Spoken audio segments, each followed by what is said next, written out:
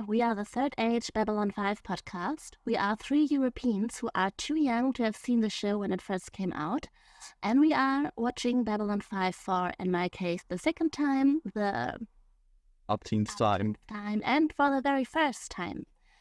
And today we're going to talk about the episode Infection. In this episode, Dr. Franklin gets a visit from his old mentor who brings a device onto the station that proves to be problematic because it turns people into weapons because it carries an old program of a lost civilization. And we also have a visitor on the station, a journalist who tries to get an interview with our commander Sinclair, who is too busy jumping in dangerous situations to give the interview for most of the episode. I think that counts as a summary. It counts as a good summary. Good. Then before we start discussing it, we have to discuss our introduction question, which Meike will introduce to us. So, our question for today is, what did we like to eat when we were younger, when we were kids, when we were teens?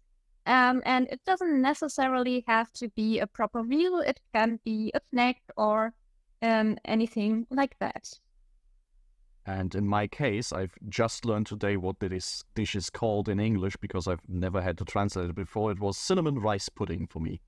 Very delicious. I always had it on holidays. In my case, it would be basically anything my grandmother cooked, but the first impulse I had in mind was the meatloaf my grandmother made. Polish meatloaf. Yeah, well, for me, that would be the Fruko, which was a fruit yogurt that was purchasable in a package that was in the shape of an UFO with a hole in the middle, where usually it was something to play with. So the perfect snack for any child. And yeah, I really love it, but unfortunately, it's no longer purchasable. Sorry, you have to do the end of the podcast alone. I have to travel back in time and do exactly that. Bye. If you can go traveling back in time, I think we have like a small other task list for you as well. That would be a good thing. But okay, I think this is our introduction very well done. As people undoubtedly have noticed, our connection is a little bit worse today because we are once again scattered halfway across the galaxy from different sectors, and this is why we can't see Meike today. But as soon as we get to the next episode, things should also go back to normal. So this is a temporary measure only. Yeah, I'm afraid for this episode it'll be a rough ride because I have to share my internet with other people, and we know that usually doesn't go that well. And that episode is a rough ride, after all. You have already... It's the same story of Soul Hunter again. You both come in here with such negative attitudes. We will turn this around. I will convince you both that this is actually a brilliant episode. Don't just you wait. Okay, so let's collect first impressions, probably. So, Meike, what was your first impression of this episode? I have to admit I was a bit annoyed because again Sinclair has to play heroic one-man army, which was just felt so irrational at that moment that I couldn't cope in any other way than just to be annoyed. And yeah, well, the whole fascism, racism point in this episode is a bit tiring to me. We've seen Babylon 5 deal with political... Oh, sorry. No, I just wanted to add that even though I was annoyed with this episode, I think it was a necessary one. Sorry. Okay. Now, all that I wanted to say, we've seen Babylon 5 tackle these kinds of issues in a more subtle way. This is not a subtle episode. It's very much in your face. Yeah. I'm personally a bit of a fan of it just because of how much it establishes for the universe, but as a story on its own, it's very overt and in your face about its themes. Yeah, but I think Babylon 5 in general has this tendency to sometimes be a little bit much in your face, but that's another topic to discuss at some point. Can you speak up a little bit? I try. Yeah. So where were we? You were about to give your first impression. My first impression? Yes. Okay. Yeah, I have to say that I really like the main point this episode has. I really find this narrative on fascism and racism interesting and necessary, and also now as I rewatch it, find it interesting how it connects with the stuff that will happen later in the show that we can discuss at a later point. So I definitely, from what it tells me, from what it shows me, I have a positive impression, but we can discuss the way it is told as an episode and as a story, definitely. Then we can dive into our main discussion. Do we want to start with the lost journalist on the station, or do we want to start with the Nazi machine? I would say let's go with the journalist. It's the way shorter story and probably not too much to say about. Yeah, I mean, she is the one that gives us the opening scene of the episode, or one of the opening scenes where she's having this talk with Garibaldi, where he has his own little adventure going on with something that might be an aphrodisiac or floor wax. So he is still discovering alien artifacts of his own. But yeah, this news reporter, I like her in the way that this is a portrayal of a news person with all the sort of flourishes that I would expect from a 90s show, kind of pointing out how the media can be very annoying, but at the same time she's not an complete over-the-top caricature where I don't think she gets overly obnoxious in the few scenes that she has, and the little interview bit that she actually does get at the end, I actually kind of enjoy. I was very annoyed by her in the beginning, like her monologue of how important her work was, and then asking for the toilet. I don't know. I was really like, didn't get that. It really gives off this vibe of I'm the important person here, and I'm especially coming for here for you, and treat me in a certain way, or otherwise I'd be annoyed and will neck the whole time. Yeah. But what I think is, or what was quite interesting for me, was the information that she gave about Babylon 5 and how the construction was perceived by the people watching the TV. Like that it most people thought the Babylon 5 would be surviving for like 5 minutes. I mean, it's kind of a given considering how many Babylons they had to build that one that lasts until now. But yeah, I like that information bit. I think this is one of her more important comments, and it ties into the question that she asks Sinclair at the very end as well, where it comes down to this idea, how do you justify having Babylon 5, which is something that any kind of space agency, any kind of space-related program nowadays also has to answer. There's always this doubt in why do we put money off-world if we could just invest in things that are important on this planet. And so for Sinclair to sort of stand up for this and give his own reasoning why he thinks Babylon 5 is important is, I think, also just a very good character moment for him. Yeah, certainly. And I mean, we have this one of the final scenes with Dr. Franklin and Ivanova, where he tells her that there are so many pro-Earth movements on Earth at the moment. So we also see that this work of a journalist to bring the station and the mission closer to the people on Earth actually really matters. We don't see the whole picture yet. We don't know how the political situation on Earth really is, but we are introduced into there are these movements and these informations are important. Yes, and the last thing to maybe keep in mind there is also that Sinclair talks about the fact that one of the reasons he's dodging this interview is because the last one he gave didn't go so well. And after hearing this for the first time, you kind of ask yourself, well, what did he say? What was he was so honest about that he was like shunned by Earth Force after the fact? And after hearing this this last speech that he gives, you kind of get an impression that maybe this wide-eyed idealism that he has about going to space and preserving humanity as like a legacy for the entire galactic community, apparently this is something that in some circles, even within Earth government and Earth military, is seen as not that favorable and caused him trouble in the past, assuming that this is along the lines what he said back then as well.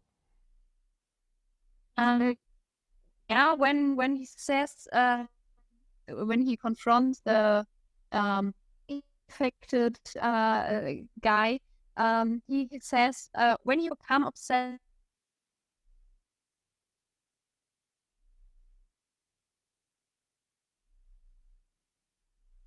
I think we lost you again after when you become obsessed. Okay, I will try again. Sinclair says, when you become obsessed with the enemy, you become the enemy. Meaning not to dive too deep in a conflict or in the range of someone else. Or I think there are a lot of ways to interpret it, but hearing this and your question, what did he say in his first interview to go so wrong? When you consider all of this with how he's positioning himself with the Minbari war, I'm pretty sure that his first interview was after the war, and that he said something that a lot of people didn't like to hear in relation to that, because I'm sure he would I would position him in the non-war section to say something like this all was stupid and nonsense and basically for the people to think or understand that this was a mistake or a waste of time, lives and resources. And I think that is something, especially freshly after war, that is something no one really wants to hear, no matter how much of a truth it is. Especially because it makes it impossible to fashion him into sort of this heroic figure or a defender of Earth on the Battle of the Line that maybe the Alliance thought it really needed at this moment. Yes. I can buy into that. I like this theory quite a lot, or this interpretation of how things went. And I think this already brings us much closer to the main storyline then, or did you have something on the reporter still? No, yes. Yes? Yes. But that's just a thing between you and me, because when we watched it a few years ago, you really disliked the response. I still do. I'm trying to be very diplomatic about it, but we can get into this if you want. Okay. Do you want to start or should I? Yeah, you should start, because I don't know what your point of critic was anymore. Okay. So this is gonna be new for you, Meike, as well, but I like that he is put into this position of justifying why Babylon 5 is there, and I like that he gives this very idealistic answer, recalling, like, this isn't about us being here, this isn't even about the big important mission that Babylon 5 has, this is about preserving the entirety of humanity, the legacy that we have, because if the sun goes up in flames and we never left Earth, then this is all going to be for nothing. And I think for the sentiment that asks the question, why should we go into space, why shouldn't we just invest all of this into Earth, this is not a very convincing argument. For one, the event that he talks about of the Earth getting swallowed up by the sun and the sun expanding at the end of its life, he's talking about something that is going to happen billions of years in the future. He phrases it in his answer like, oh, scientists will say maybe in 100 years the sun will start growing, but no scientist is seriously going to say that. So he's talking about an event that is extremely far into the future, entirely removed from people's everyday reality. And then to say, well, because this might happen a billion years in the future, this is why we have to send probes into space now, and this is why we have to have the station now, I don't think is a very compelling argument. And so, in the context of the episode, I find the sentiment very nice, but as if I imagine Babylon 5 is saying this as a science fiction show to skeptics of spaceflight in the 90s, especially as like the space shuttle program is winding down and this is all sort of hanging in the balance, I don't think it's doing a very good job bringing a strong argument to the table why it's actually very important to have the space station, to have an active space program, to go back to the moon and to build something like Babylon 5.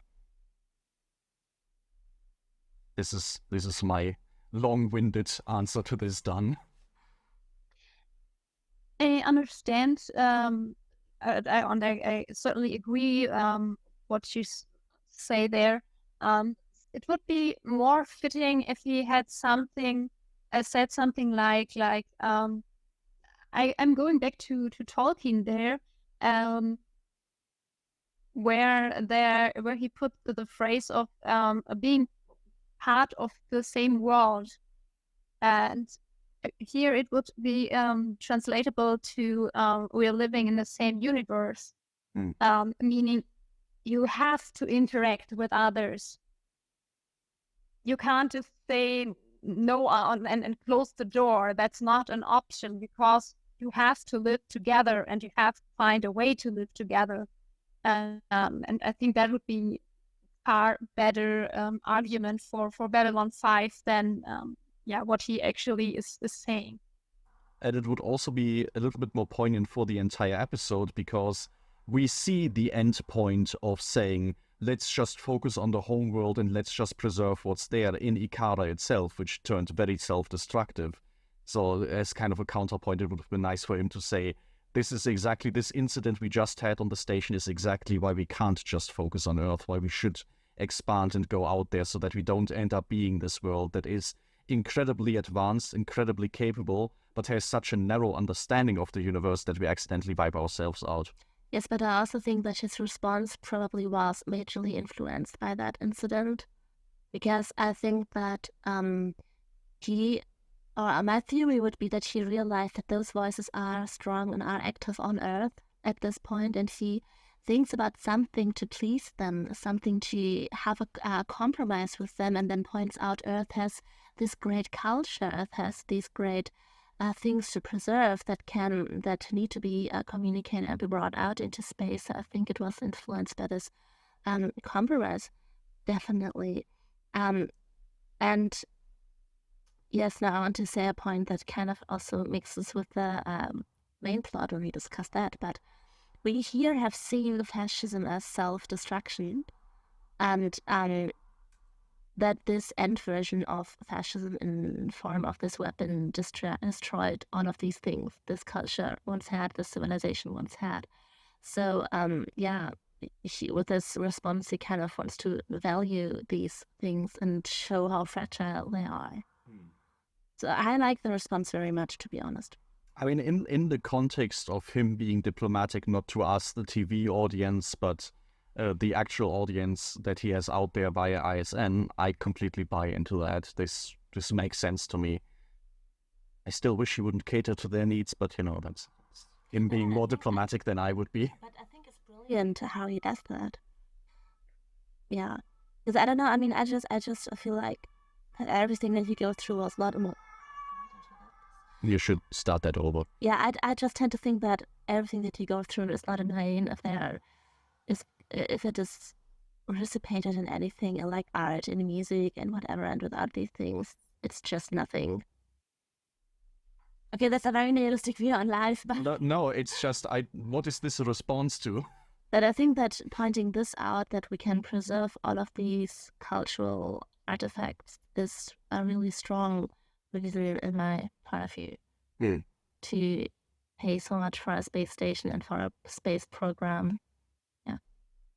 Which is nice, because this gives us sort of, through Sinclair, a way to interpret the way that Earth Alliance is going right now in a more sympathetic light, right? When Santiago is in the gathering talking or having this political basis of preserving Earth culture, it's very easy, and we did the same. It's very easy to say, oh, that kind of sounds like rising nationalism for Earth right there. This is very problematic.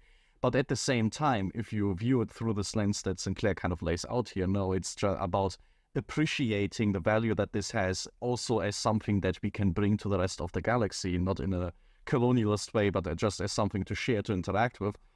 You can see why people would be compelled by that without being evil. I mean, how sad are we? Because here Aristotle, his writings on comedy is gone. We have his writings on tragedy, but on comedy they are just lost. We are still sad about that. It still drives people mad. So I think all of these things really matter. Yeah, I mean, it's this whole obsession about history that we humans tend to have, which drives us to become archaeologists like Vance. Like, it's all this drive of having, I think, this constant pressure of feeling like things of greatness were lost in the past, and we want to desperately prevent that from happening and reclaim all of that what was lost. Yeah, so on Vance, we think we have to ask how much of prevention is there still in him as an archaeologist. I mean, I totally felt him when it was about who's paying for all these things, and if corporations won't pay, who would? Which is a very legit question, because we have the same question today in far too strong reality, but in the end, what is he doing? I think Franklin is not entirely wrong to paint him as a grave robber, because he's not doing this, or at least it doesn't feel like he's doing this because of getting knowledge and looking into the past of other cultures and species, but just to get money to see more for himself. Yes, I mean, here always reminds me of these very first archaeologists that started to dig up other cultures in the late 19th century. And nowadays, archaeologists really go there and want to discover a site, then find that someone has been digging there before, and they found an old building and took the stones and put them somewhere else. And archaeologists say, are like, oh, no, we need them here, we need to investigate them. So it really always looks like Indiana Jones, basically what archaeologists in Babylon 5 do.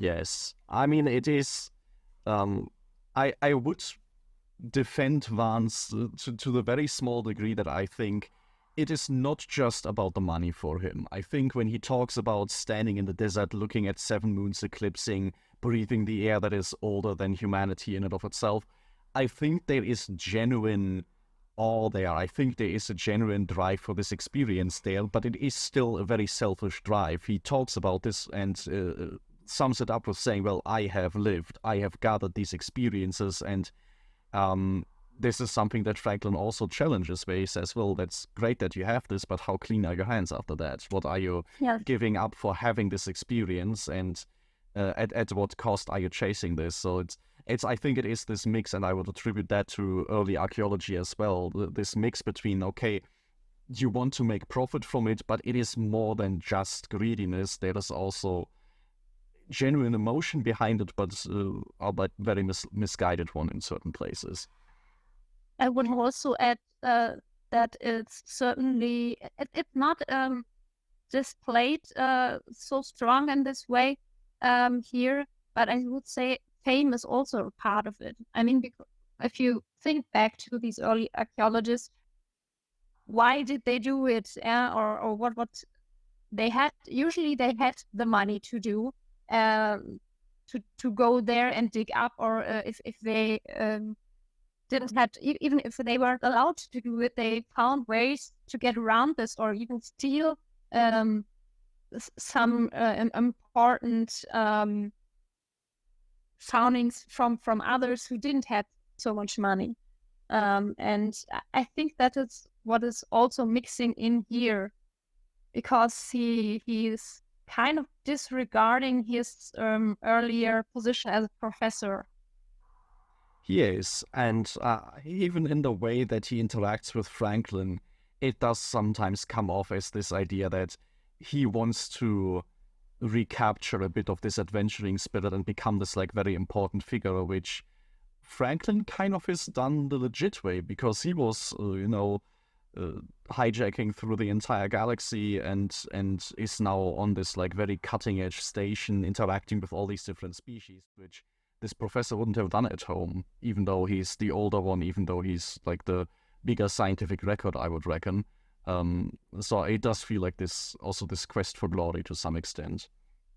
Can we also maybe talk for a second about how interesting it is in Babylon 5 to, in general, be an archaeologist? Because archaeologists have just, in general, they're gone to space. It's a profession that brings you into space, onto other planets, and it's a world in which you can basically stumble upon old civilizations in every corner.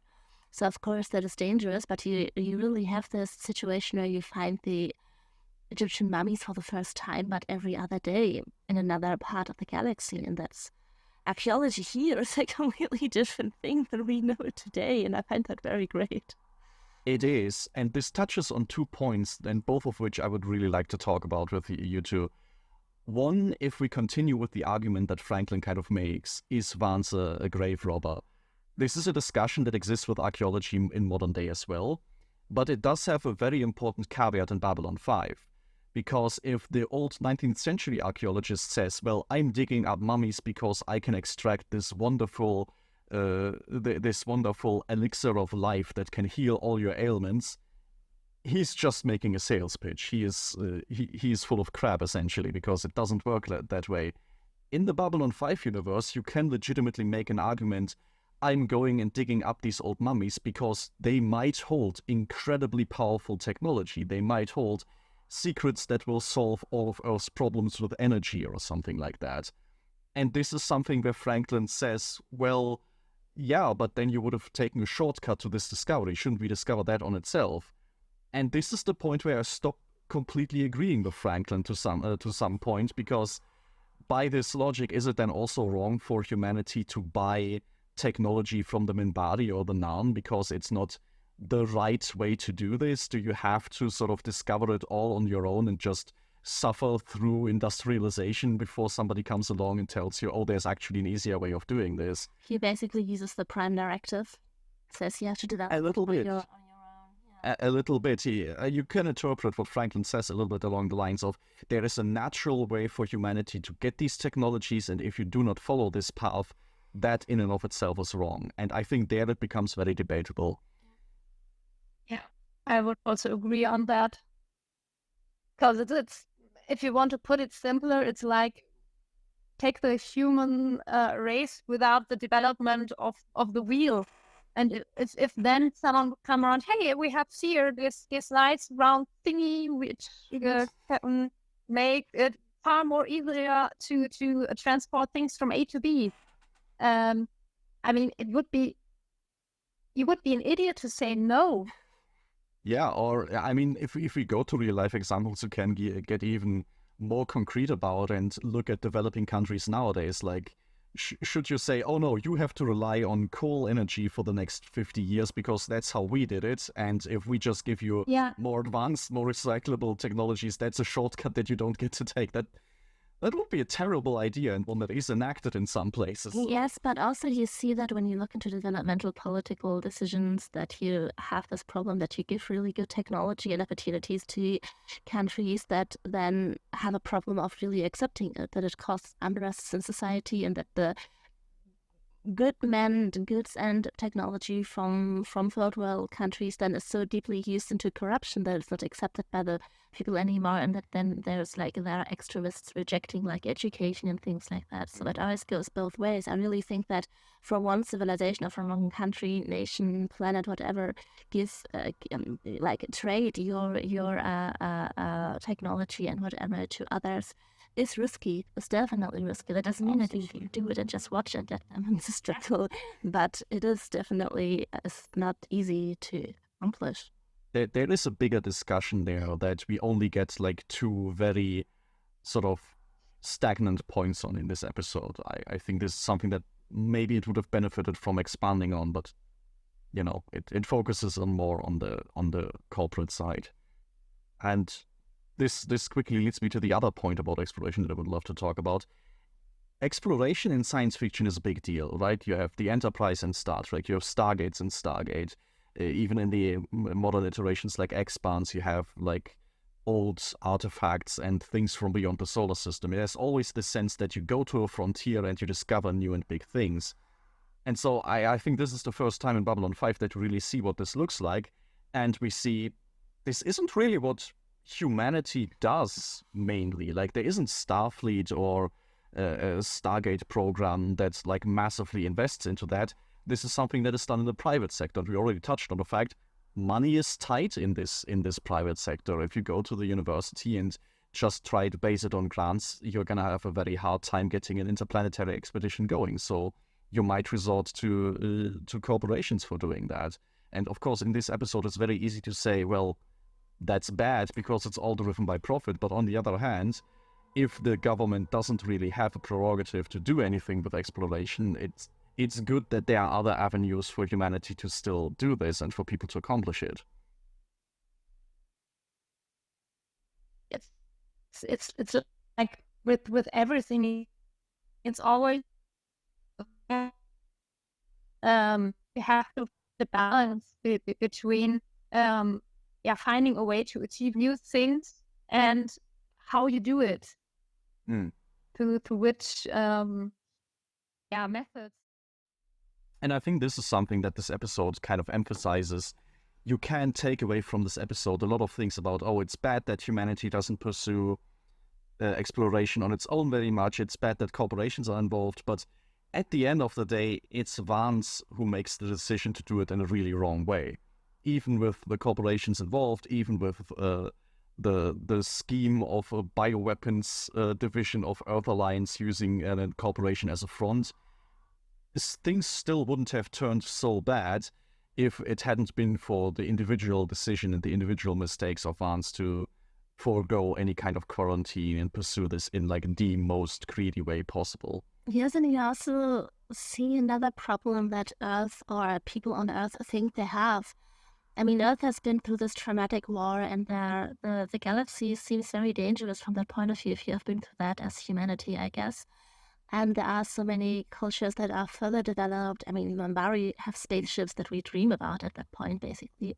So there is this mentality to just grasp everything you can find to be safer and better equipped the next time. So really just this thought of, if we dig it up first, if we have that weapon first, then maybe the next aliens that come around don't have such an advantage towards us anymore. And these voices, I think, here are some, we begin to hear them at this point. Yes. And I mean, let's be entirely clear about that. It doesn't just seem that way that the galaxy is very dangerous. It genuinely is. Like, if humanity was weak enough, the Centauri would have just colonized us immediately. I think there is very little question about it. They tried it anyway, like deceiving humanity that they're a lost colony and such. So you stumble into the Minbari, you stumble into all these other species, many of which have a history of being colonized by the Centauri. You stumble into the Narn, who will also take any opportunity to get big. So for all the ill-conceived notions that can come from it, fundamentally, the premise of this fear is true. To get back to what you just said, Alex, about that if Vance was the one made the decision, so the world, everything goes south this bad. I think it's also shows that it's not just groups that doing things, but that it's also important what is the individual doing. Yes. That even small things add up to have a consequence in let's say in the bigger game.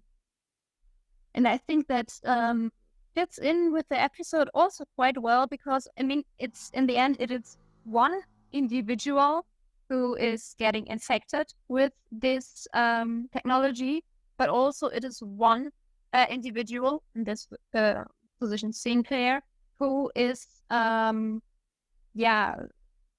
stopping things from getting even worse. And I think this is something that even up to this point in Babylon 5, we've seen a few times, that the show is very careful about showcasing you can't simply say the system is to blame or the person is to blame. It's always a mixture of the two. If we look at something like the Soul Hunters, the Soul Hunters as an organization, they cause trouble. They have religious practices that unsettle a lot of the other races, and there's conflict from that. But then the escalation is also down to a single individual who is acting completely out of line and pushing this to an extremism that isn't endorsed by the organization as a whole. And I think it's interesting that we see a similar thing in this episode again. There are things maybe problematic with how exploration is conducted by Earth in the Babylon 5 universe, but there is also an individual element to this, and it's the mixture of the both, and both things go wrong, that really escalates. And I think nothing embodies that more than the doomsday weapon that is literally trying to cram the entire ideology of Ikara and purity and all that stems from that into a single person. Yeah, we maybe now start discussing this fascism metaphor. That is basically the point of this episode, and what we are thinking of it, because Alex and I years ago got into a fight about that episode. We just misunderstood each other, and I thought it was completely clear, and then So I find that very interesting. What are we thinking about this view on fascism? And first the view, then the details of how it's told, but first this metaphor. What are our thoughts on that? Anyone wants to start? It's difficult now because I think... Let's start with the point of some... the basis of all this is the idea of something pure. And I mean, there's so much nonsense from no matter which point of view look at it. I mean, even drunk, it doesn't make sense. This with something pure, a pure race or some bullshit like this. I mean, it's I don't know even what to say. It's so annoying. I'm sorry. Yeah, but I think if we see it as a metaphor, I think it's great, because what many people miss when they try to understand fascism and these authoritarian fascism governments and their goals, many people just really don't see this self-destructive part, because what this metaphor basically tells us is that if we exclude more and more people out of our gene pool, out of our society that originally belonged to us, we lose more and more parts of us, because then, at first you exclude maybe really like obvious people that don't function, like people with disabilities or whatever, can start at different points. But when you start to exclude your own people, you at some point, this unit of perfection cannot be reached. More and more people will be excluded until of you as a culture, as a nation, as a people, there is not much left. And basically you're cutting down yourself. Yeah, sorry. Yes, and I think many people don't realize that. Many people really just I mean, for example, when you're in school and you learn about Nazi Germany, you learn they didn't like Jews. And that's very important, because that was like one of the biggest groups that was like that mattered a lot. But to really understand the ideology, you have to see how many other people they also hunted down, to really see that it was never about just picking out one group of people and like, okay, you don't belong to us anymore. It was more like building up the perfect group of people that could not sustain itself, because they cut out more and more people for all various kinds of reasons. And I guess that's something that's often missed in this whole issue. And I think this is something that this episode really focuses in on and brings home as a point, that these perfect people never existed. And I think this is, if you talk about how many people did Nazi Germany exclude and stuff, you can't think of this as this idea, okay, there's this group of Germans and that is safe, and then everyone around them that doesn't fit their mold is not safe anymore. This clear distinction just doesn't exist. There is this idea, this, like Sinclair calls it, this Aryan idea which is a made-up idea. And it even in their minds, it doesn't exist. It is something that ideologically will be created eventually at some theoretical endpoint, but that theoretical endpoint will always be ultimately the destruction of everything that doesn't reach that goal. So on that point, I think the episodes does it really well. I think by having such a strong metaphor, though, it stumbles in the details a little bit. Yeah, totally. Where do you want to start? One thing that, for example, I find is a bit of a problem, that where in this metaphor do you put the fascist regime, right? Because if you say the government of Ikara is supposed to be this regime, that isn't really fitting, because then it's this regime that ultimately had a valid goal of protecting its own people against real recurring invasions, which is a problem that the threat is actually real in this case. And then, well, their mistake was that their weapon got out of hand, which kind of implies if they had managed to like put an off switch in there, it would have been fine.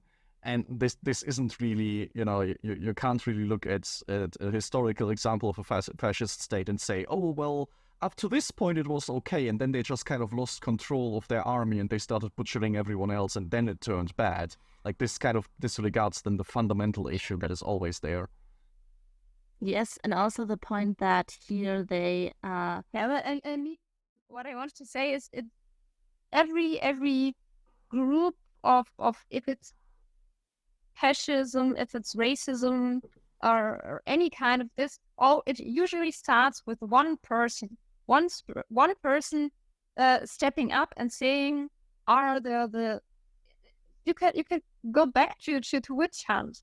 Yeah, I mean there was the woman never had a good position, but one man stood up and said, "Oh, this is the evil woman," and then others came along and said, "Oh yeah, that's good idea. That explains quite a lot. Okay, let's burn them." I think it's usually starts like this, that one person for some reason thinks that he or she or whatever they are knowledgeable in some way more than others. They know better than others. And put themselves up in the front and say, "Follow me. I have an idea how everything is going better." And usually these things roll on or in dark place. Usually, when people are desperate, if they are they are hungry, if there was things like these.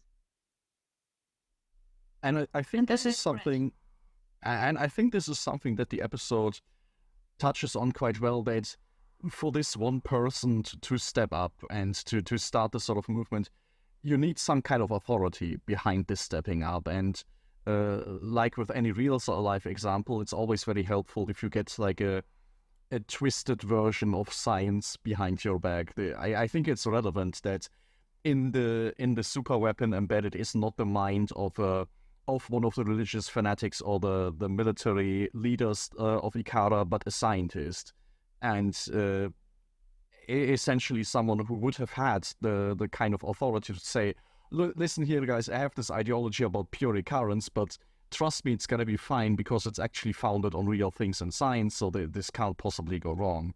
And I think this is something, if you look at racism, it always starts really flourishing if conveniently there's a theory that you can kind of build around it, and it makes it seem as scientific as possible. And if there's no one saying anything against it. Yeah, or exactly. Those that could do are not loud enough or silenced.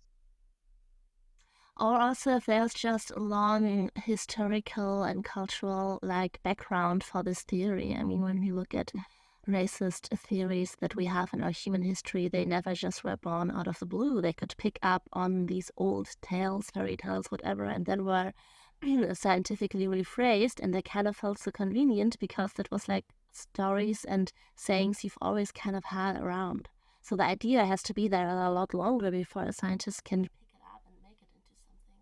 I mean, building a movement always works best if you don't have to convince people of anything new, and you can just tell them, oh, this is something that was already in your head and you already knew about it. I'm just telling you that you were right all along, and then people are very quick to agree with this. And I think we already mentioned this very shortly, but this is where the episode sort of has a failing, because all of this background, in the case of Ikara, is absolutely valid and real. And it becomes much harder to say, well, people should have stood up against the scientist if the scientist was legitimately developing the only weapon that would defend them against against the invasion.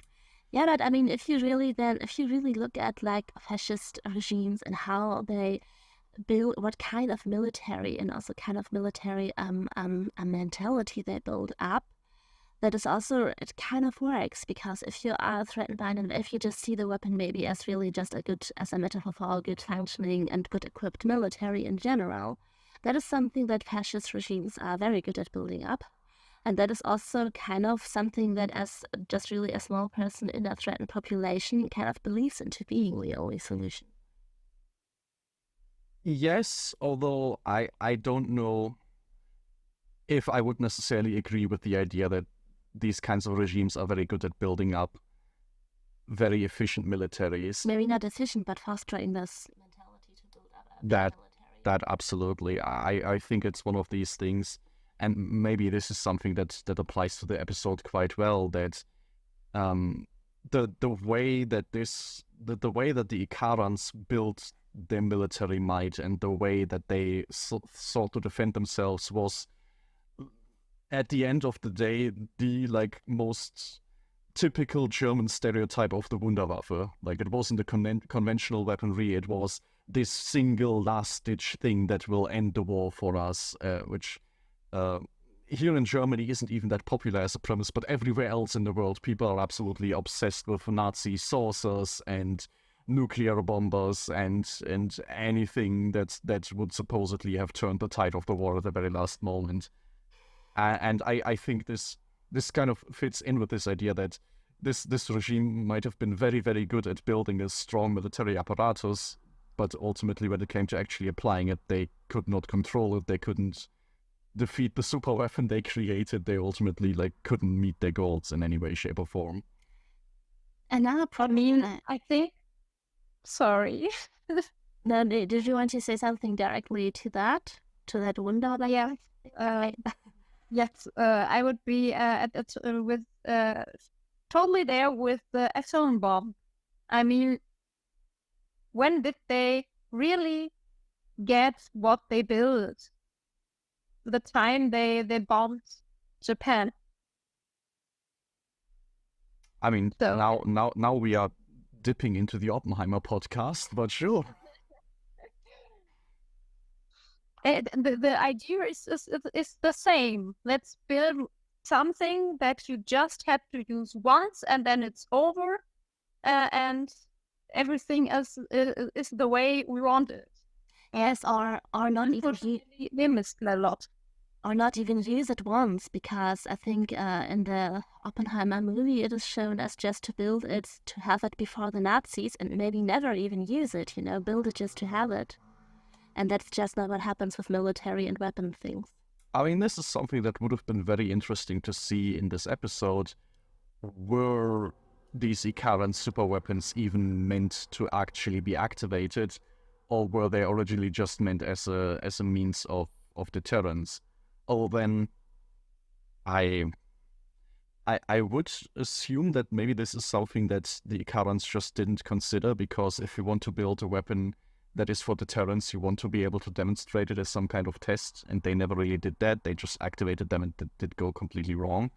But I think drawing the comparison to the nuclear bomb is absolutely valid, because this episode gives us very clearly this imagery of the guy shooting at a bunch of lurkers in a hallway, and then only their shadows are left, which is like this iconic image of nuclear weapons victims, which, just as a side note, it's kind of a shame that at the end of the day, Franklin confronts Vance about the human cost of his weapon going rampant, and he just talks about his henchmen getting hurt and just doesn't mention the fact that in Down Below, at least 2 people, probably more, died, but those were lurkers, so who cares, I guess. It's kind of a shame, but not to bring it back, there's definitely like very clear allusions to nuclear bomb, just imagery there. Yes, but then when we see the weapon again, or the mechanism of the weapon, when we see that as a fascism metaphor again, a big weakness kind of is that you can't switch it off, because in the end, you have this super weapon that wants to kill everyone who has the wrong genetic information, and a little reasoning from another soldier can switch it off and make it realize what it has done. So what does that tell me about a war criminalist, about a Nazi, about whatever I have in front of me? I can just reason with them and then switch the ideology off, and now they are fine. So what this episode, I think, is saying, and that's still a point worth discussing, but I mean, the difference is that at the end, you have the Ikaran weapon brought down with the might of hindsight. It's not like it could have been talked down just on its own. It's when Sinclair says, look at the memory of the man that you just took. You see that your homeworld has been brought down. So it's kind of like taking a Nazi from the 1930s and putting him in Berlin as it's getting overrun by the Soviets and saying, this is where your ideology leads to. Is this going to fix you? Which I'm still doubtful about. I don't think this is that easy. But it does have this extra step of saying, okay, if you could somehow make somebody in this ideological dogma just see where it leads in the long term, maybe this would take them out of it. Like maybe if you take the whole world from them, if the whole world they want to protect does not exist anymore, the whole program just stops working. Yeah, but still there's this step of I reason with them and then I can switch the ideology off, and I don't know. Yeah. Maybe it would have worked better if it wouldn't give off this humanoid feeling, if it would be more programmed, if it would feel more like a robot. If it were... that's a program that you can hack or something. I think that would be, or would feel more efficient and logical.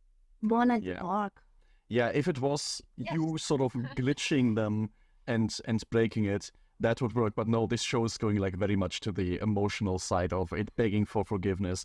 And I think the fundamental problem there is, or I mean, maybe it's not necessarily a problem, but the difference between the show and reality there is that the show very much portrays it in a way that the creator of the Ikaran weapon genuinely cared about Ikara. There was a genuine need to defend Ikara and a genuine want to protect Ikara and build a better future, which is not something that you have in the real thing. I mean, there is one anecdote that we learned not too long ago about a museum that was built for sort of German national identity during the Nazi regime, and it stood in a big important industrial district. So of course the Nazis would never evacuate the museum and never protect all the important artifacts in there, because that would have been admitting that the industrial district was vulnerable. So they very easily sacrificed an entire museum worth of artifacts and a big collection of things that they should have cared very much about, because this was the German culture that they were always going on about, and they let it burn just for a piece of propaganda. And I think this is the key difference right there. The Ikaran ultimately really cares about the culture that he's utilizing to protect.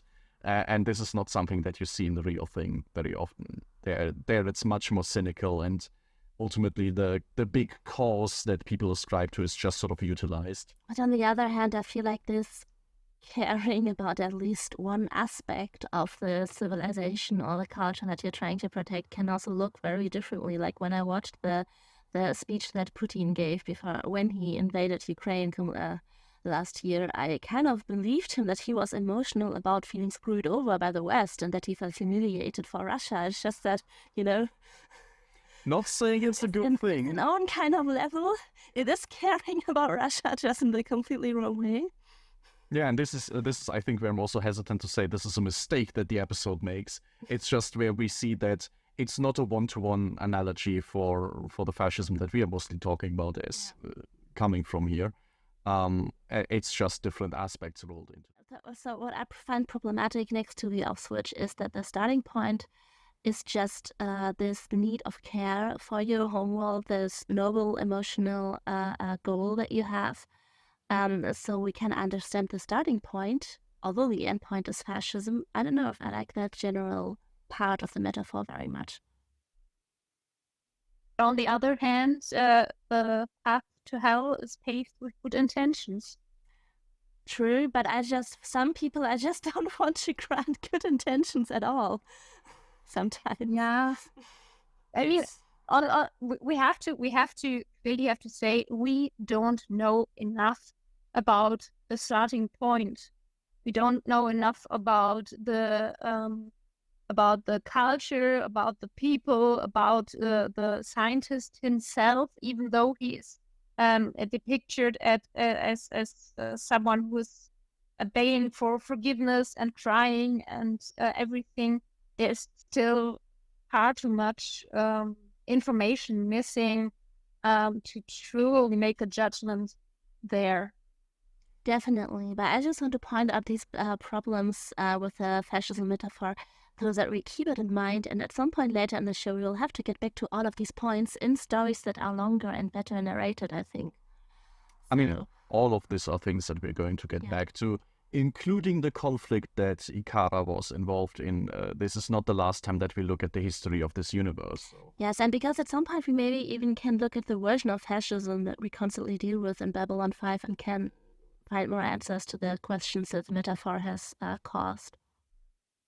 But to close this part maybe off or lead to an avenue there, for all the problems that this metaphor has and for all the things that we do not know, it's interesting, and I think this is also part of the message of the episode, that the entire problem is universal enough that Sinclair looks at it and immediately identifies it and finds a way to sort of talk about and talk it down. And he does so with a bunch of very broad assumptions. I'm not sure where exactly he picks up this idea that the ideal Ikaran was a very genetic thing, but this is something that he really emphasizes on, because in human history, genetics are utilized as soon as they're discovered for exactly this kind of reasoning. So the show is making very clear, for all the uncertainties that there are, fundamentally there is something universal about this approach that the Ikarans took and something that Sinclair recognizes. And I think there is something to that, this idea that however alien, however advanced this technology is, at its core, it's still a thought process that he can follow. Yeah. Maybe to add there to the point of talking, because as an I could say somewhat linguist, I think it's a bit sad that there is no language problem. I mean, this culture is at least 1,000 years that, and yes, okay, I know this infection, I'm not sure how would you call this assimilation, I think they call it at some point. Yeah, assimilation, parasitic technology, whatever. Is connected to a human, where he obviously for some reason can read the memories, but that it's instantly working. It hurts a bit my somewhat linguistic pride there.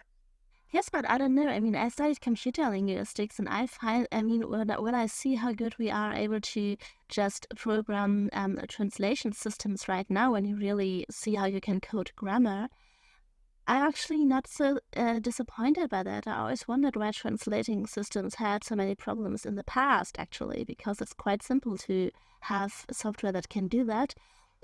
When the language or whatever it is comes from a kind of pool that we have already understood, and seeing that the point, when did it happen, 1,000 years ago? Then from the history of the galaxy, it made sense that it's in a pool that we have been in contact with it. I think it's definitely possible, although we have to keep in mind, while this is something that we know now with modern computer linguistics, within the canon of the show, when they had the Soul Hunter in the sickbay, they were asking for a translation team, which implies a much more manual process. I don't know if technology-wise Babylon 5 has that this easily. But in general, I think I'm happy when the programs work, because you need not much time and not much resources to actually get one of those done. Yeah, my point is, especially since it's a science fiction series where we have species that not necessarily communicate in the way we do, that is something that's missing for me. That there is, until now, we didn't have the problem of understanding each other there, because there was always a way that someone learned the language or understood it or whatever. But I mean, there's this Mantis guy on Babylon 5, and I mean, he certainly is not speaking in a way any human could. I'm sure of it. No, I mean, this is the thing. He probably uses a translator, and that is actually alluded to in the way he's portrayed. You hear like the clicking sounds of his, I'm assuming, actual voice, and then the synthetic one that translates for him. Yes, but it's missing with others, where there is actually a problem of understanding. Yes, the reason the Mantis guy or his people were able to build a way of communications, but the problem is not portrayed. That is what I'm Yeah. Why maybe they were so careful with it, because sometimes in other science fiction that goes terribly wrong, because you have to know a lot about linguistics to create a problem that is like interesting. I mean, we don't want to do Star Trek bashing again, I guess, but I'm writing an article for a magazine at the moment about an episode that is linguistically such a disaster, and they try to be so clever and it just hurts. So I guess Babylon 5 was maybe very careful and to not have those problems. I mean, what I would assume it comes down to is that this episode includes a few different angles of this story, and not all of them are as well developed as they could be. I think there would be an avenue to portray this weapon learning the language in a way that would be compelling, especially it gets researched for a while by Franklin, by Vance, then it starts taking over this guy, and then it runs around among the lurkers down below the station, and they are talking and it listens to them. So there would have been room for this to grow, room for this to be portrayed, but then the episode doesn't really take the time. And at this point, I also don't know if I want like one or two more scenes of Sinclair shouting this thing down and it just not understanding what's happening. I think with a thorough rewrite, you could put this in there, but I can also kind of see why they didn't find the room as it stands. Yeah, maybe I'm lucky, and some time there will be an episode where they don't understand someone. Maybe I see Garibaldi totally frustrated, standing, understand this guy, what is he talking about?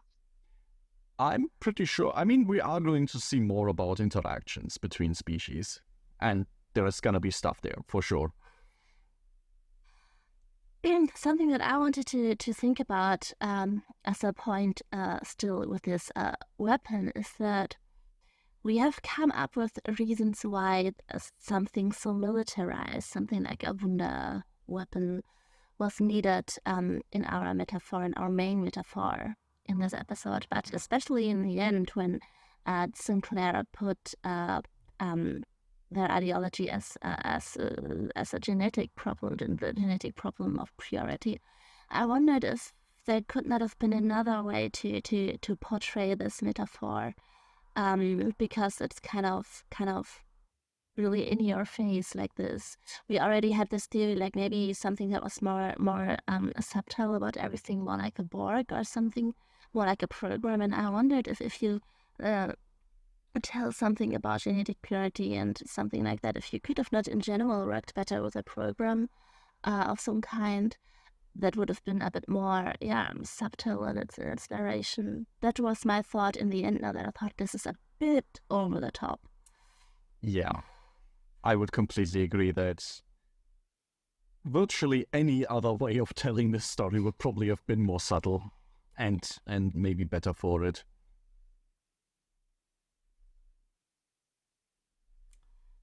Yes. We already talked a little bit about Sinclair shouting this super weapon down and talked about him taking the same energy beam that turned other people into nuclear shadows right to his chest and just shaking it off like an absolute hero. Do we maybe want to get a little bit into this? Because I don't feel bad going on about his hero complex a bit more in this episode, because it is at least addressed later on, which we can also talk about.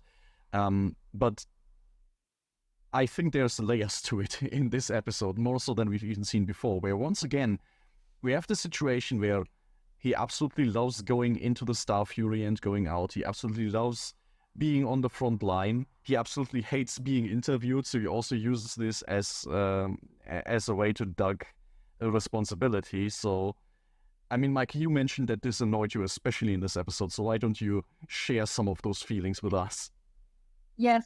First of all, I have to say I was so happy at the ending that Garibaldi talked to him, though I think he was way too nice. But I think I really like the wording that he said something along the lines of that there were people coming out of war that found it easier to die something for than something to live for. And I really like that, because it's especially in this episode, it's Sinclair running off into danger, into possible death.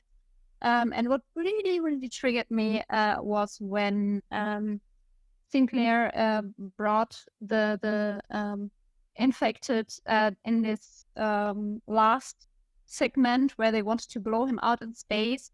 Where he shouts at Ivanova, "Close it! I will die anyway." Oh, I was so frustrated at this moment because it's got nothing to do with heroism anymore. It just feels like a death wish. I don't like my job. I don't like anything here at all. I mean, it's portrayed the entire time. He's running off doing anything but what his job would be. Back when Garibaldi said something about the interview along the lines of, if you fuck up, I get your job. I really had a few moments in this episode where I thought, Garibaldi would be the better choice. Maybe you should just switch your jobs. Maybe it would work then. Even just the fact that Garibaldi brings his entire security team along and coordinates with them and actually delegates tasks and such gives us like a good glimpse that, he might not be always on the front line himself. And you say he's way too nice in the end. I think we definitely see an escalation for how Garibaldi deals with this. Like in the very first episodes, it was kind of this joking, I don't like if you're on the front line, it cuts into my pay, like I don't get all the fame, this is buddy comedy, right? Like we're having fun here. And now I think, I wonder how much it is sinking in for him that no, this is actually a serious problem that is happening here. So, okay, let's talk for a second now, just us here in the room while you're calm. What's going on? And Garibaldi even has like a pretty clear idea already what might be going on. And I mean, Garibaldi seems like the more collected one who thinks things through, and Sinclair is directly he jumps at things the moment he can.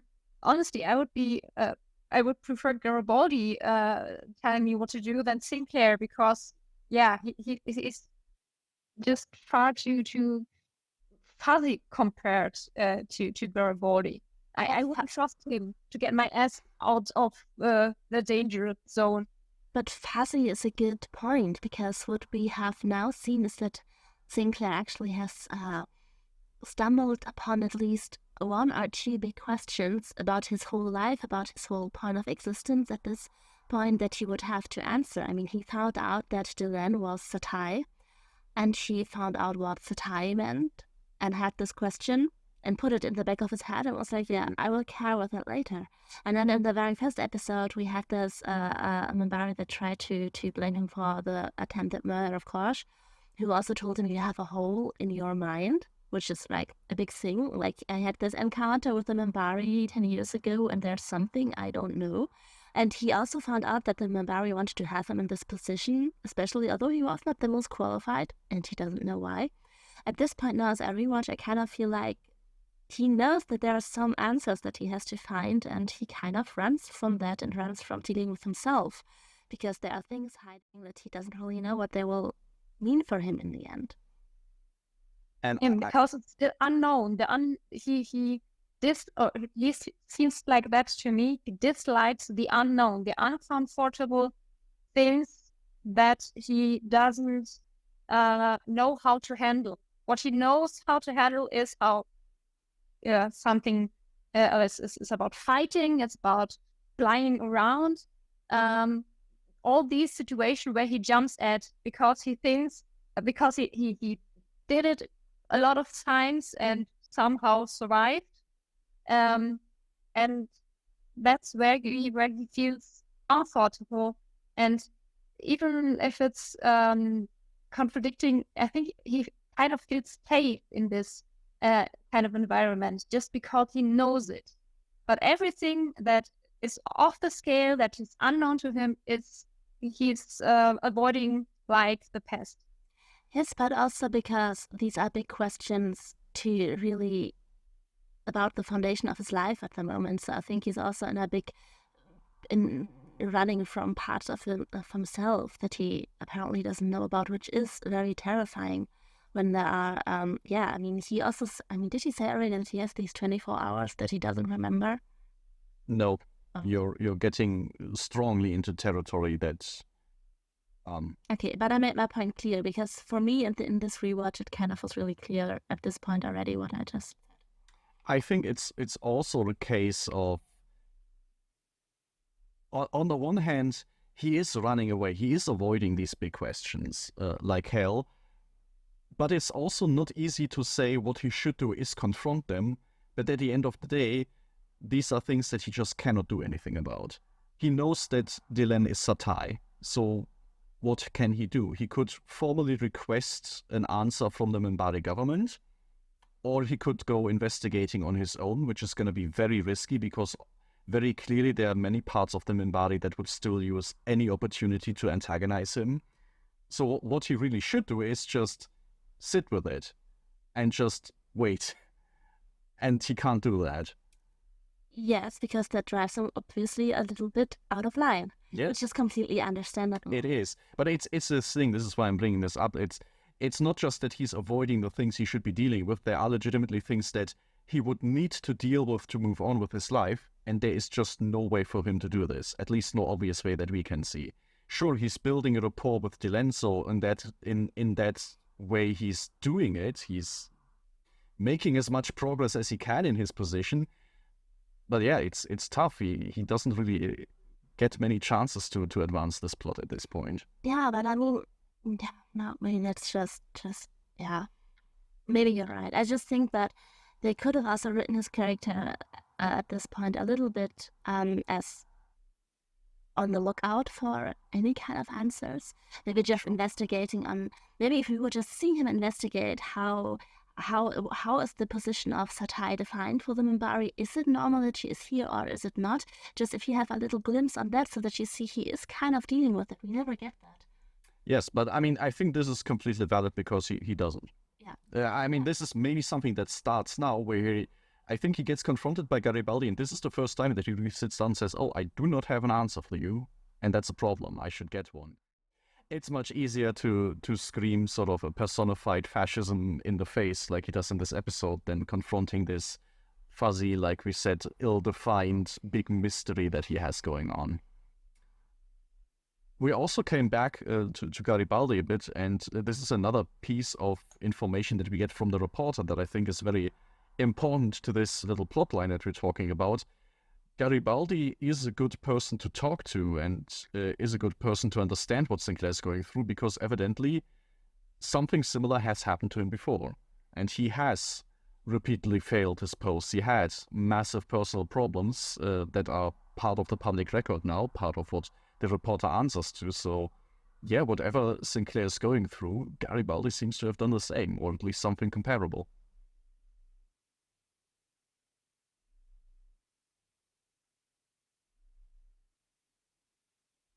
Have we lost Meike again? No one wants to say something to that. I came on it. What? No, that was just on my part. Everything. Okay. Just cut it out. Yeah, this is gonna be a very intensive episode to edit. I can already tell. Anything else? Is there anything we didn't talk about yet that was in this episode? I think we kind of... That we had Lucky. Sorry, talked again. Try again. I'm just gonna be silent. That one. Okay. I was very happy that we had Ducky in this episode. The doctor from NCIS. I guess he started his career with digging in the dirt before he started digging in patients, dead people, something like that. Babylon 5 is going to have a few guest stars and side characters that you are going to recognize at this rate. They were quite prolific, like a lot of prolific character actors and stuff will appear in this show.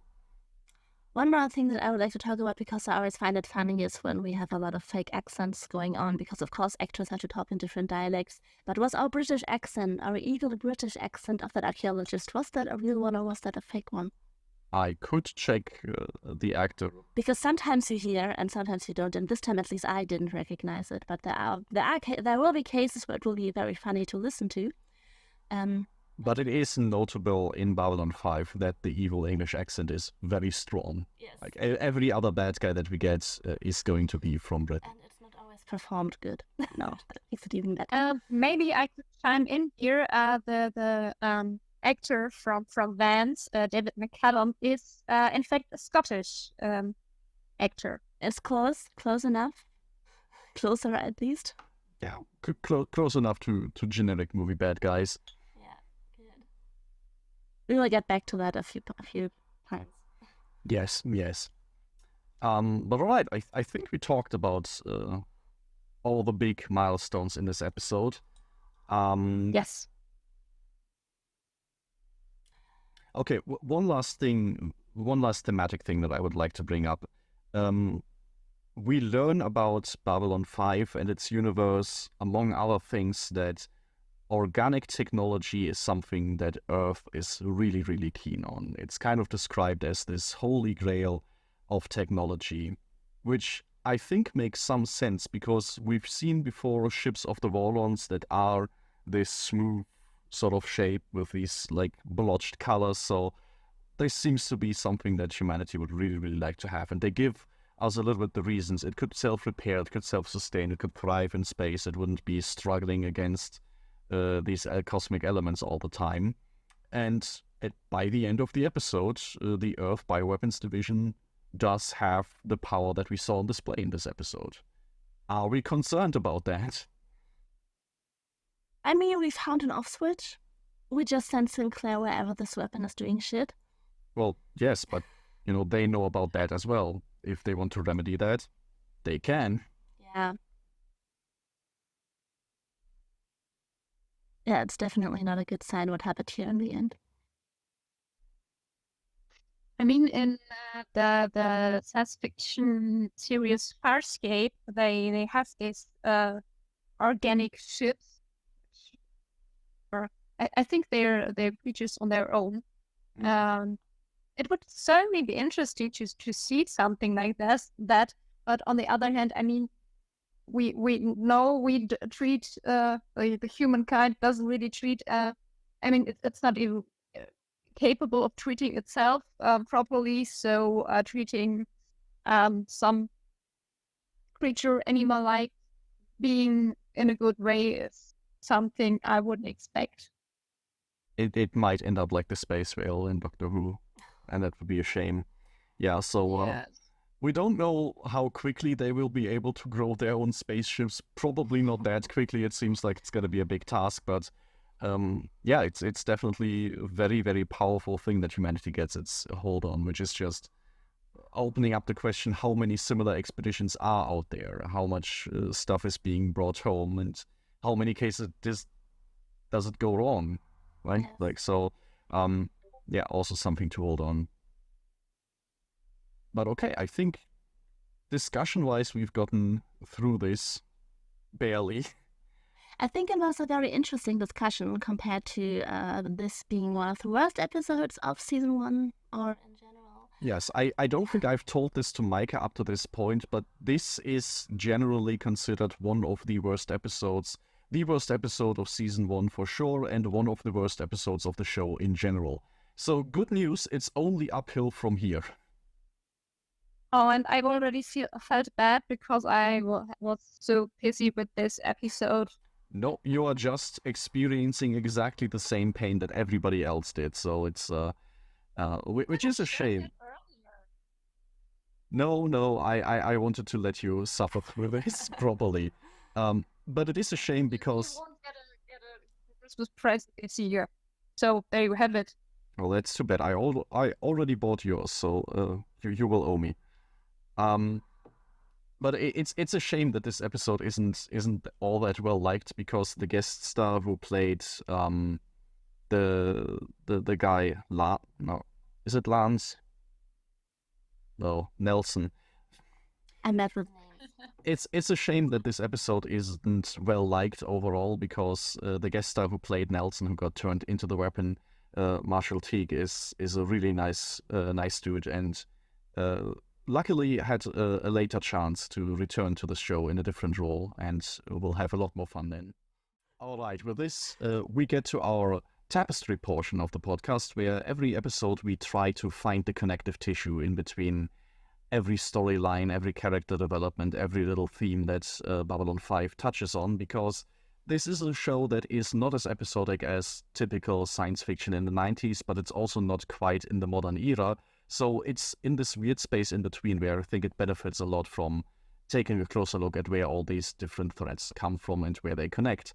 So, as usual, we will ask Meike at first, what do you think connects this episode to the rest of the show, and especially, what do you think moving forward might matter? Yeah, it's certainly Sinclair's behavior and the pep talk he got at the end from Garibaldi. And I hope that he somewhat changes. And if he doesn't, I will find a way to get in this series and hit him so hard on the head that he thinks tomorrow is school day. So it's interesting. I was never this annoyed by him, but I can totally understand. Especially when you talk about it like a pep talk, it is actually, in retrospect, very obnoxious that Garibaldi comes in and says, "Hey, Jeff, we need to talk about this." And in the first moment, Sinclair's like, you don't need to thank me. It's fine. I always do that. He doesn't get at all that it's the complete opposite that Garibaldi is on about, until Garibaldi says, no, guy, shut up, sit down, listen to me. I'm trying to actually say something to you. This is not fun time. This is me being serious time. So yeah, it's definitely something that Sinclair will have to change. Otherwise, Meike is going to make a trip back, not only to get Frufos, but also to hit Sinclair over the head very hard. Yes, and it will be my first from the last appearance in Babylon 5, because I will be thrown into jail then, I'm pretty sure. Maybe I can sweet talk my way out with the Garibaldi. Excellent plan. Well, what's important? Oh yeah, the organic technology they found, since it was confiscated.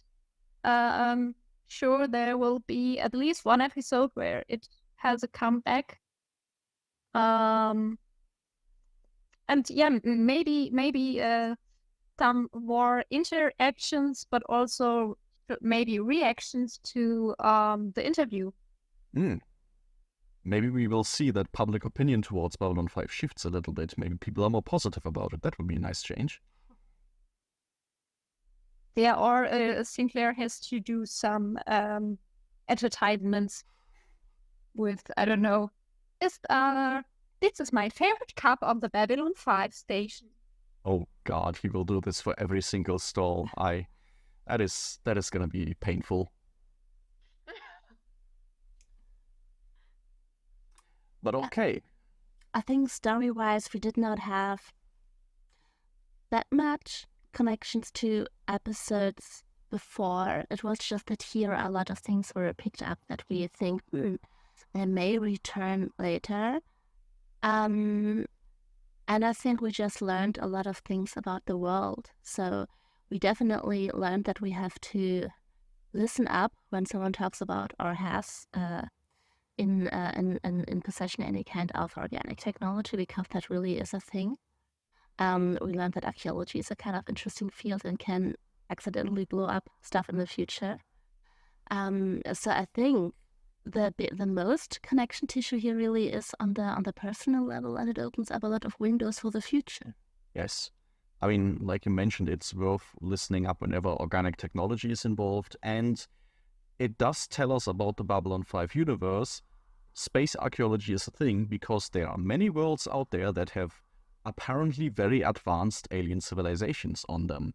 We know what happened to the Ikarans, what happened to their invaders. Like, if there are so many advanced civilizations out there 1,000 years ago, what happens to them? We are actually getting a little bit of the Fermi paradox here, because sure, the Minbari are there and they seem to be pretty old. The Vorlons are there, not talking about this, but in general, if you have space archaeology and all these ruins are there, what happened to all of them? Yes, but it's not normal. When you have so many dead civilizations, it's not said that every dead civilization is 1,000 years or lived 1,000 years ago. They could be even older. Like he talked about things, crypts that are 5 million years old. So there's a long history here of civilizations disappearing. That makes you feel very lonely and scared. Yeah, and it's a very different take on space exploration, right? In every other science fiction show that I can think of, you basically go out into the universe and every other day you're going to meet this new civilization that is thriving and just ready to join the galactic community. And this doesn't seem to be the case here. We have many civilizations around Babylon 5, but that kind of seems to be it. If you go to the frontier, at least portrayed in this episode here, it's not to meet new people, it's to dig up old ones.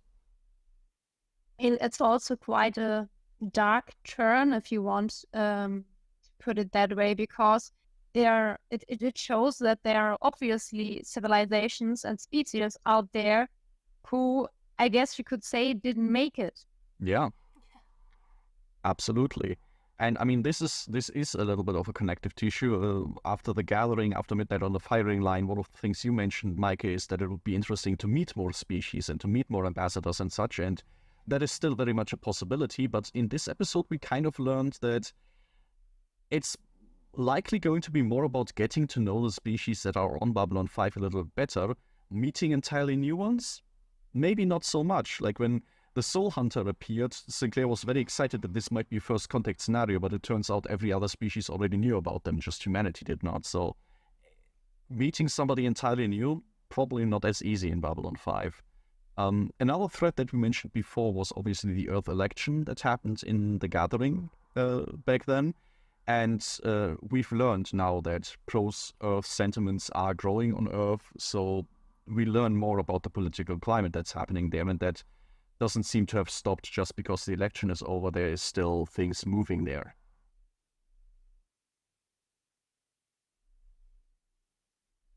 Okay, unless you have anything to add? No, I don't think so. Okay, then the last point about the tapestry that I will throw in, after the Soul Hunter, we looked at the tapestry and we were wondering, what does this tell us about the scale of the universe and how many great powers could be out there, right? We have this Earth-Minbari war, and then at some point in there, there's Soul Hunters showing up, and nobody really can deal with this. And with organic technology being such a big deal, and with the Ikarans having such an important weapon on them, that seems to be another instance where they were a pretty legitimately powerful faction, a great power out there that has sort of existed. So it makes the universe feel bigger, more powerful, and humanity just a little bit smaller. Okay. In this episode, we can look at questions from the audience, for the audience, and at their responses for the very first time. And Mike and Alex have to introduce me to the questions we're going to discuss and the responses that we have. Yes, and I think Meike had the most important question for us. Yeah, the very first question we asked was, how our dear listeners want to be called? And well, since up until now we weren't able to address you guys out there properly, and of course girls. And well, there were quite a few interesting ideas of the name. But yeah, maybe I should give the result to you, Alex. Well, we had two different kinds of results. The first suggestion that we got that people really latched onto, although there were strong feelings on either side, was Babylons, which is very fitting, especially for calling ourselves that, because we are the young Babylons, more or less, for this show. But then in the actual poll that I put on Twitter, it was in second place after Lurkers, which is also kind of fitting for anyone that maybe doesn't comment all that much, and for all the people that live down below with us in the Third Age. Whether or not Layla will be convinced to call people that, I don't know yet. I would like to call you Lurkers, but if you wish. So far, democracy has spoken, most votes. With 75%, I might say, that is a landslide victory for the Lurkers. We could keep for ourselves the Babylons. That way, at least, it would stay with us, and yeah, the rest will be then the Lurkers, I guess. I mean, if you want to compromise, we can call them the baby Lurkers, which, if that is better for you. Then you can be my babies, and we will call them the Lurkers that are looking around to listen. That's fine. Excellent. Yeah. The second question we had, and I'm not even entirely sure anymore when it came up, somewhere between Midnight on the Fiery Line and Born to the Purple, and that was our question, what are people most reminded of by the general demeanor and costume design and set design for the Centauri? We brought up in our own discussion France, of course, but there are other big, important, failing empires. We had Rome, the Holy Roman Empire, and the Ottoman Empire, all of which got at least some votes in. We had, also a poll going for that and a few results from that. So for this episode, obviously, London doesn't play a part in it, so sadly, we will have not all that much to say about it. But going forward, I think it's going to be worth looking out for signs where we might find more hints which inspirations the Centauri Republic might have had. Yes, especially you would have to look at certain art and in clothing and everything from the Ottoman Empire, because I think there could be hints that we missed so far. This, and I'm also very interested in that because it has this entire structure about encompassing very, very many different ethnic groups, or what in this show would be different species and such. And I think there is a lot to be seen there in terms of what they have. But then also we don't want to neglect the more ancient Roman mythology and such there, because we've already seen in Londo's quarters they have like these little figurines of gods and such happening. So there's definitely also something there. So it's like many things, and like we've also discovered with the metaphor of this episode in Infection, probably not a one-to-one thing, but different historical references rolled into one. So that's going to be interesting to look at. Yes, I think it's really great that our listeners are posting responses and are voting like this. This is a lot of responses, actually, given that we are just starting this whole thing. That's very nice. Yes, and I mean, this is definitely something that we also want to continue. So we will have to think about a very good question to ask for this episode so that people have something new to vote on. Maybe we should ask two questions because I'd certainly be interested to hear more of a technical one, and I will try again. This was surprisingly good, but I would be sure. inclined. I would be more inclined to ask 2 questions this time, on being more of a technical one, because I would like to know if the length of our episodes or discussion is something enjoyable, or if it's too long or maybe even too short. Well, would be problematic to do it in one or other way, but it would certainly be interesting as to how our dear lurkers feel about this. Especially because we can make some adjustments to this. If, for example, the episodes are a bit long, we can make it easier to identify the different chapters within each thing, maybe mark which questions we are discussing at any given time.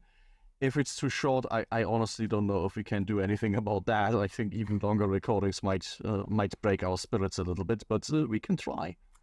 Yes, so the question for today is the episode length. And the second one, because Meike wanted to ask 2 questions.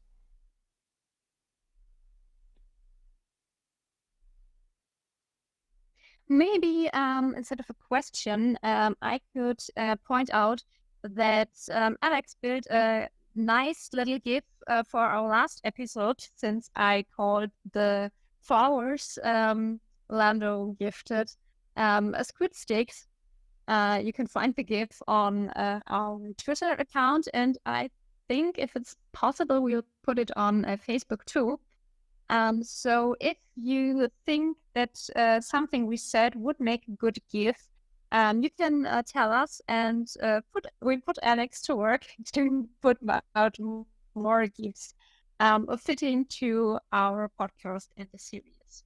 Especially with a new movie coming out, there has never been a better time to increase the stock of Babylon 5 memes and GIFs that we can share all across the internet and just get more people interested in the show. But okay, I think one suggestion, one question, that's a pretty good starting point. Then the final thing for us to do is the outro. So, Layla, where can people find us? People can find us everywhere where there's podcasts. Is that correct at the moment? It's growing. It's not growing. everywhere quite yet, but just today I checked that Google Podcasts, for example, is part of the vlog. Apple Podcasts, Castbox, Amazon Music, Spotify, all of these places, and then of course here on YouTube as well. Of course, yeah, we recommend you on YouTube because we are fun to look at. Then of course you can find us on Twitter. We're not yet on Mastodon, but I'm working on it as soon as I find the time. As well as Instagram and Facebook, where we also have our own group where you can join and join the discussion as well. And as always, if you like the episode, like and subscribe or even share it, recommend us, whatever you like to do. It's great, dear lurkers, as I am supposed to call you now. Excellent. So, Yeah, with this, we just have to say, as the Babylons of this podcast, thank you for listening in, and until the next episode.